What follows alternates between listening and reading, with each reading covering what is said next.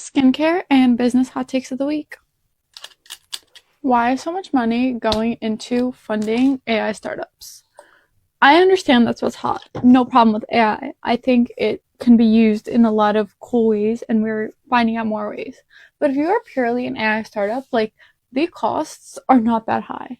Especially if you have a small team and you are just building something that's purely AI, especially if your team is like technical, so you guys are building in house, the amount of funding that is going to these companies, I don't really understand why. And just because you get funding from a VC fund or from an investor, that doesn't mean you're making more money, if that makes sense. So, something I am just baffled by is that people are raising so much money.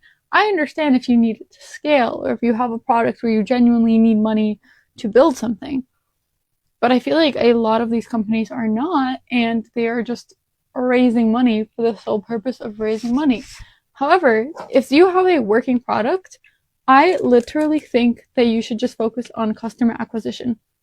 And don't get me wrong, ads and stuff can also add up, but the amount of money, and I am a little bit biased because I am health and science based and I love focusing on products that work in those fields, and those products usually do require more funding just to build it. And it honestly can be really annoying as someone who has worked in both of those fields.